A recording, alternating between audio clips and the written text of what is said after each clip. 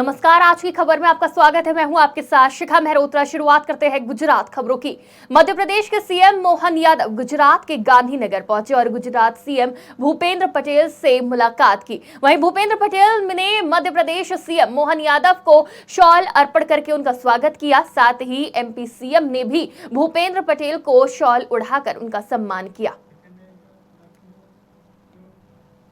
राजकोट के पटधरी इलाके में रात को अचानक प्लास्टिक फैक्ट्री में भीषण आग लग गई। 7 घंटे तक आग बुझाने की कोशिश चलती रही। वहीं आग इतनी भीषण थी कि 3 जिलों की फायर ब्रिगेड टीमों को आग बुझाने के लिए बुलाया गया। पूरी रात की कोशिश के बाद 70% आग पर काबू पा लिया गया है।